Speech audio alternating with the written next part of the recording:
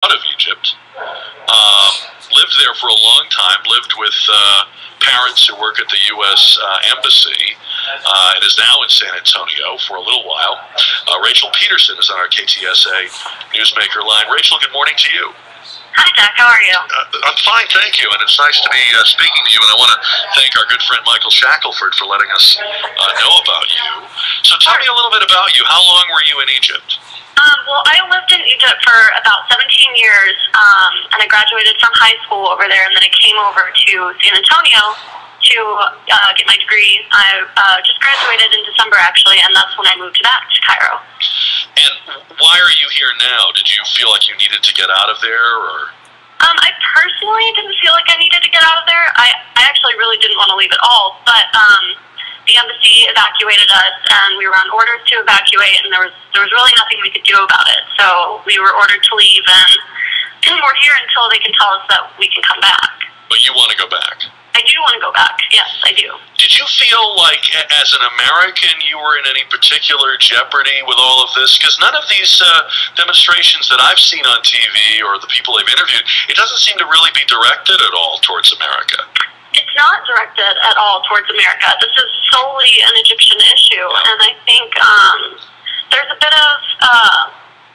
of reflection on that. Oh, it's they're attacking foreigners and they're doing this and that to people who aren't Egyptians, but it really doesn't have anything to do with any foreigners at all, personally. But I didn't feel that I was in danger at all. I mean, I'm also half Egyptian, and I was with my family, who are all Egyptians. I'm one of the few out of my entire family that hold an American passport.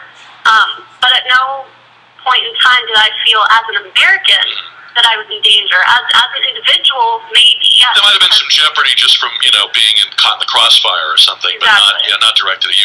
Now, help us understand what's going on here, because on the one hand, we hear that this began very spontaneously with people Facebooking and blogging, and yet at the same time, we hear that the regime essentially turned off the internet once things started to develop. So how are people continuing to kind of, we see the demonstrations continuing. How are they continuing to communicate and coordinate? Well, the internet is back up. It came back up last Wednesday, actually, which was the day that I evacuated. But originally, it started off as a massive Facebook group for everybody to come out on January 25th and protest for equal rights and economic rights and political rights. But I don't think anybody really knew it was going to be as big as it turned out to be. And so... Was it triggered by the Tunisian demonstrations? Were they inspired by that or by other things?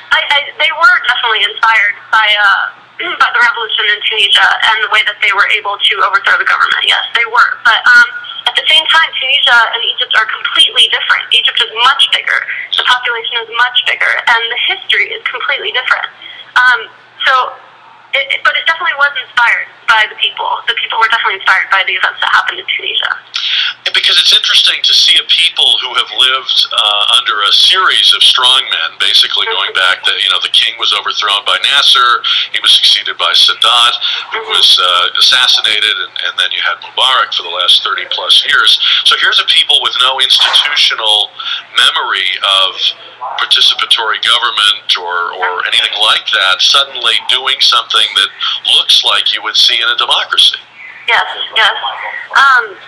And from what I understand from the stats that I've seen, about 35 million people have been born under the Mubarak regime.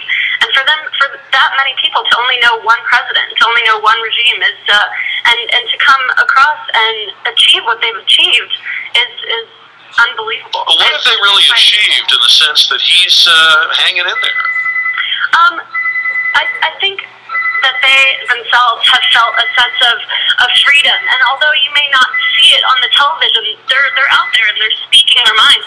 I mean, for the longest time, if you were to speak badly about the president or or speak against the government or do anything of that nature, you'd be thrown in jail. And that is happening right now, but there's millions, and they can't keep them quiet. And for it to be the international community to be watching it so closely, that's a huge deal.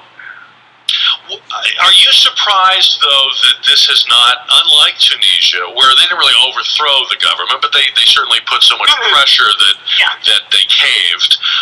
Are you surprised that Mubarak has weathered this to the point where it looks like he'll be able to complete his term and just not run for re-election? Essentially, he'll be allowed to retire. I think a lot of people were worried about this.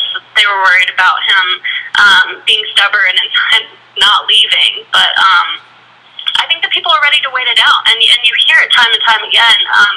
They have time. Every day is a new day, and they're going to sit out there and wait until he's out. And whether or not that happens nobody could have predicted the events that have happened each and every day. I mean, you can say today, oh, you think this will happen tomorrow, but it could be a completely different thing.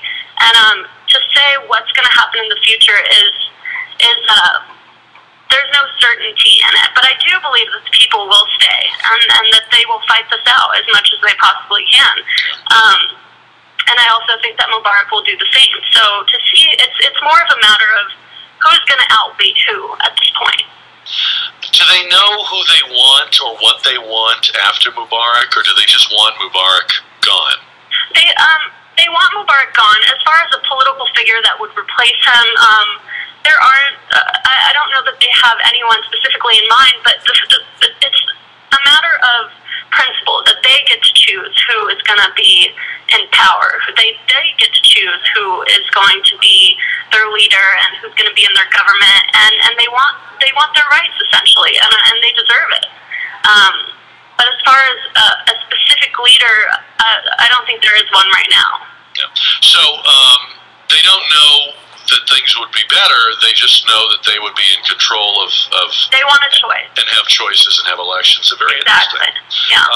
All right. Well, look, I'd like to be able to talk to you some more in the future if we can do that, Rachel. I hope we can call on you again. Very interesting insight into this. Somebody that has kind of one foot in Cairo and one foot in San Antonio. Yeah. And good luck to you, and continued good luck in what you're doing. All right. Thank you for having me on your show. Absolutely. We'll talk to you again, Rachel Peterson. And again, our friend Michael Shackelford, who's on Gang of Four with us. Thanks for letting us know about Rachel. It's 11:21.